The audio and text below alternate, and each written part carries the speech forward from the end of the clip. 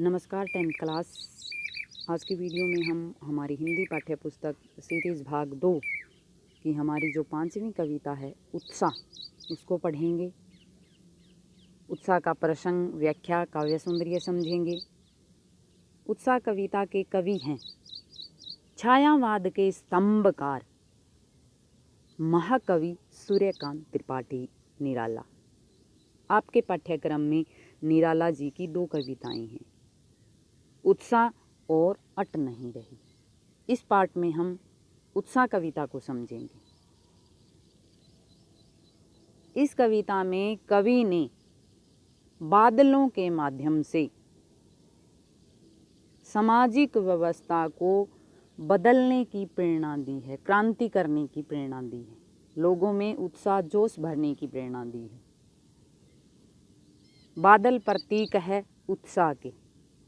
जिस प्रकार से बादल गरजते हैं, कड़कड़ाते हैं, वज्रपात करते हैं, तो एक बार तो विनाश हो जाता है, विध्वंस हो जाता है, लेकिन बाद में नए बीज अंकुरित होते हैं, सबकी प्यास बुझ जाती है, सबको शीतलता मिलती है।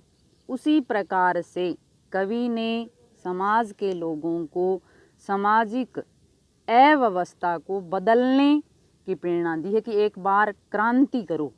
जिस प्रकार बादल गरजते बरसते हैं, उस प्रकार से क्रांति करो जोश से, और बाद में जो परिवर्तन होगा उसी से सुव्यवस्थित व्यवस्था बनेगी आपकी। आप सुखी रहेंगे और जीवन में आपके दुख तकलीफ हैं वो दूर हो जाएंगे। कवि के समय में पूंजीपतियों का, जमींदारों का बोलबाला था। प्रशासन सही ढंग से अपना काम नहीं कर रहा था, लोग दुखी थे, शोषण का शिकार थे, उनके ऊपर अत्याचार होते थे और वो अपना जीवन उदासी और दुख में ही व्यतीत कर रहे थे, कोई प्रयास नहीं कर रहे थे उस व्यवस्था को बदलने। इसीलिए कवि ने बादल उदाहरण लेकर के, बादल प्रतीक लेकर के, कि बादल भी तो गरजता है, बरसता है और एक बार विनाश होता है, लेकिन बाद में इसका जो फल और नतीजा है वो कितना अच्छा होता है। उसी प्रकार से एक बार आप क्रांति करोगे तो आपको लगेगा कि ये बुरा हो रहा है, पता नहीं क्या क्या मुसीबतें उठानी पड़ेगी, लेकिन बाद में जो बदलाव होगा वो समाज का, वो भलाई का होगा। तो यही हम पढ़ेंगे कविता के अंदर। उत्साह बादल का प्रतीक है कविता। कवि ने कविता के अंदर बादलों को संबोधित किया है, बादलों को पुकारा है कि हे बादलों बरसो। कहने का मतलब उन लोगों को संबोधन किया है कि जो उस अव्यवस्था के शिकार थे, जो शोषण के शिकार थे, और जो लोग इन चीज़ों को अनदेखा कर रहे थे, उन लोगों को भी कि आप क्रांति करो, समाज में बदलाव होगा। जिस प्रकार से बरसात होने के बाद जो बदलाव होता है प्रकृति में। कविता बहुत ही सुंदर गाए जाने वाली है, छंद रहित कविता है, फिर भी लयात्मकता कविता की बड़ी सुंदर है। कवि संगीत के लिए बहुत जाने जाते थे, उनकी कविताओं में जो संगीत था वो बड़ा ज़बरदस्त था, ज़बरदस्त है। बादल गरजो घेर घेर घोर गगन धराधर ओ, ललित ललित काले घुंघराले बाल कल्पना कैसे पाले, विद्युत छवि उर में कवि नवजीवन वाले, वज्र छिपा नूतन कविता फिर भर दो बादल गरजो, बादल गरजो। कवि ने बादलों को संबोधन किया है, पुकारा है, आह्वान किया है कि हे बादलों गर्जना करो, बरसात करो। घेर घेर मतलब चारों तरफ से घेर लो, घोर भयानक रूप से गगन आकाश को, कि हे बादलों गर्जना करो और चारों तरफ से इस आकाश को भयानक रूप से घेर लो। धाराधर ओ, धारा होती है पानी की धारा, और धर धारण करने वाला। धाराधर किसका पर्यायवाची शब्द है? बादल का। कि हे बादलों, चारों तरफ से आकाश को बुरी तरह से घेर करके गर्जना करो। कवि ने फिर क्या तुलना की है बादलों की, क्या विशेषता बताई है? ललित ललित होता प्यारे प्यारे, काले घुंघराले, कि बहुत ही आपका रूप स्वरूप प्यारा है। हे बादलों, आपका रूप बड़ा सुंदर है, और आपका रूप मानो बच्चे के जो बाल होते हैं घुंघराले बाल, ये आपका रूप घुंघराले बालों के समान है। जिस प्रकार से ये देखो बादल का रूप है, ये इस तरह से ये घुंघराले बालों की तरह, तभी तो कवि ने बताया बादलों का रूप क्या है? घुंघराले बालों की तरह होता है। तो कवि ने यही बताया है कि काले घुंघराले बालों की तरह आपका स्वरूप है। फिर क्या बता रहे हैं कवि? बाल कल्पना कैसे पाले, उनका पालन पोषण किस प्रकार से हुआ है। कवि ने किसके साथ तुलना की है? बालक की कल्पनाओं के साथ, कि आप पाले गए हो बालक की कल्पनाओं के साथ। आप किस प्रकार से बने हो? बालक की कल्पनाओं के साथ। रूप कैसा है बादलों का? काले घुंघराले बालों की तरह। और बनते किस प्रकार से हैं? बालक की कल्पनाओं की तरह। बालक की कल्पनाएं कैसी होती हैं? अनगढ़ होती है। 1 मिनट में डॉक्टर, 1 मिनट में टीचर। खेल खेल में न जाने कितने रूप बदलते हैं बालक, कितनी कल्पनाएं बदलते हैं, क्या इससे क्या बन जाते हैं। उसी प्रकार से हमारे बादल होते हैं। कवि ने कहा है कि उसी प्रकार से आपका रूप है। बादल 1 मिनट में ही छा जाते हैं, 1 मिनट में ही भाग करके दूर चले जाते हैं, काले, कभी हल्के नीले रंग के। इस प्रकार से उनका बदलता है रूप, जैसे बालक की कल्पनाएं बदलती है। तो इस बदलते हुए रूप की तुलना बालक की कल्पनाओं के साथ कवि ने की है। और क्या बता रहे हैं कवि? विद्युत छवि, विद्युत होती है बिजली, छवि होती है चमक, और हृदय, कि बादलों के हृदय में बिजली की चमक समाई है। किस प्रकार से? कवि नवजीवन वाले, एक कवि की तरह।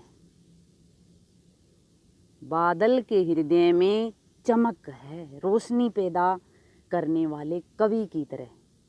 कवि अपनी कल्पनाओं के माध्यम से नया जीवन, नवजीवन, नया जीवन देने वाली प्रेरणा लिख सकता है। उसी प्रकार से बादलों के अंदर भी लोगों में नया जीवन देने की, जैसे ही बिजली चमकती है लोगों के अंदर नए जीवन की प्रेरणा छा, मन के अंदर उत्साह भर जाता है कि हाँ बिजली चमके, बरसात होगी। वो भी नया जीवन देने की क्षमता रखता है। उसी प्रकार से कवि भी नया जीवन देने की शक्ति उसके हृदय में है। वो कविता के माध्यम से लोगों का जीवन बदल सकता है। जब जब क्रांति समाज में हुई, उसका योगदान साहित्यकारों को जाता है। उन्हीं से प्रेरणा लेकर के लोगों ने क्रांति की है। वही बात कवि बता रहे हैं। वज्र छिपा नूतन कविता, वज्र होता कठोर प्रहार, छिपा मतलब समाया है, छिपा है किसमें? बादलों के हृदय में भी तो कठोर वज्रपात समाया है। आराम से बरसात कर सकते हैं, और सब कुछ फसल है, कुछ भी हो, सब कुछ नष्ट भी कर सकते हैं। अगर ओले गिरने शुरू हो जाए, घनघोर बरसात हो जाए, यानी कि कठोर प्रहार करने की क्षमता किसके अंदर छिपी है? बादलों के अंदर। किस प्रकार से? नूतन कविता, नई कविता। नई कविता का समर्थन करते हुए कवि ने बताया है कि जिस प्रकार से कटाक्ष व्यंग्य कर सकते हैं सामाजिक व्यवस्था पर, प्रशासन पर, उसी प्रकार से बादलों के हृदय में भी वज्र छिपा है। फिर भर दो, कि एक बार फिर से लोगों के जीवन में उदासी छाई हुई है। पानी के बिना सभी बेहाल है, फिर से बरसात कर दो हे बादलों, फिर से गर्जना करो।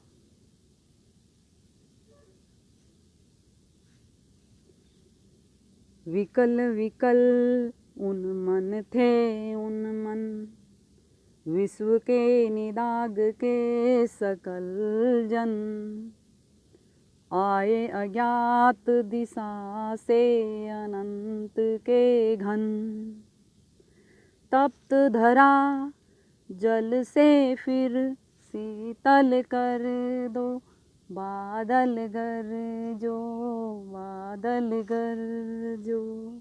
बड़ी सुंदर बात कवि ने, बिल्कुल कोमल कांत पदावली, यहाँ लयात्मकता। विकल विकल का मतलब है व्याकुल व्याकुल। उन्मन थे उन्मन, उन्मन का है अनमना मतलब उदास, कि उदास।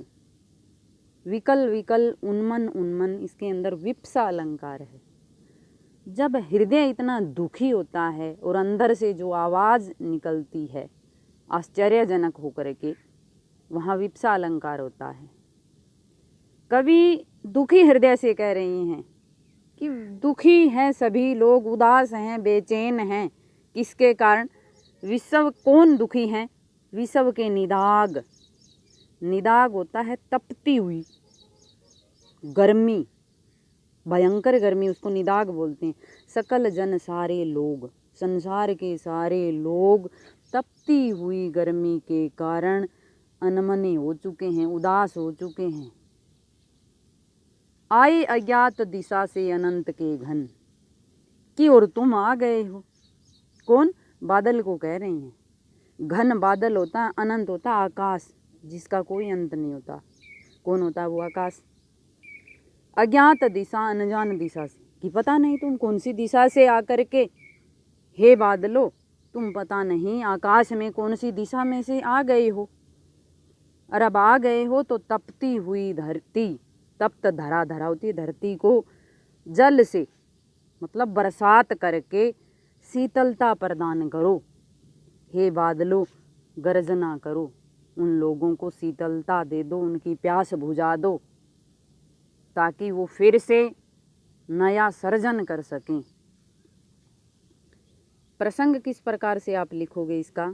प्रस्तुत पद्यांश हमारी हिंदी पाठ्यपुस्तक क्षितिज भाग 2 में महाकवि सूर्यकांत त्रिपाठी निराला द्वारा रचित उत्साह कविता से अवतरित है। इसमें कवि ने बादलों के माध्यम से सामाजिक क्रांति का आह्वान किया है।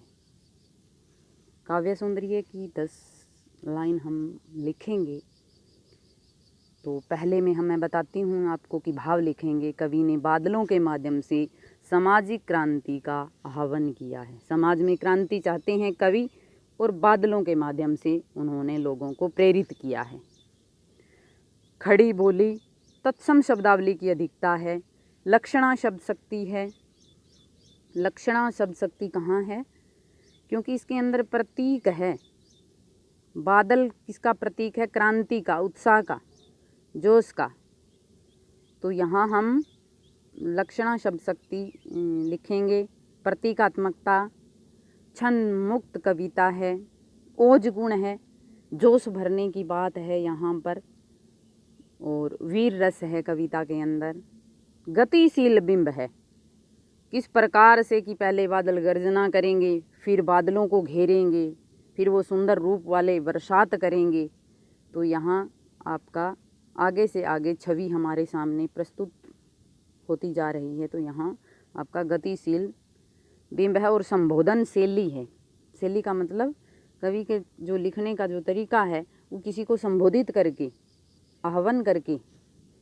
अलंकार कौन से हैं? अनुप्रास, मानवीकरण, उपमा, पुनरुक्ति और विप्सा अलंकार।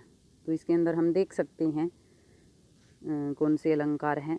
तो ये देखो, घेर घेर में पुनरुक्ति प्रकाश है। घेर घेर घो गह गह की आवृत्ति के कारण अनुप्रास अलंकार है इसके अंदर। ललित ललित में पुनरुक्ति प्रकाश। पुनरुक्ति प्रकाश बहुत जगह ये आपका अलंकार आया है। विकल विकल, इसके अंदर भी आपका पुनरुक्ति प्रकाश अलंकार है। और मानवीकरण अलंकार है पूरी कविता के अंदर। और प्रकृति का मानवीकरण किया है, बादलों को संबोधन किया है। संबोधन पुकारते हैं किसको, किसी व्यक्ति को पुकारते हैं, लेकिन यहाँ पर तो बादलों को संबोधन किया गया है, तो यहाँ आपका मानवीकरण अलंकार रहेगा। और उपमा अलंकार किस लाइन में है, बाल कल्पना कैसे पाले, तुलना की गई है बालक की कल्पनाओं के साथ, तो यहाँ आपका मानवीकरण अलंकार के साथ ये इस लाइन में उपमा अलंकार है। आशा है कि आपको अच्छे से ये कविता समझ में आ गई होगी। धन्यवाद।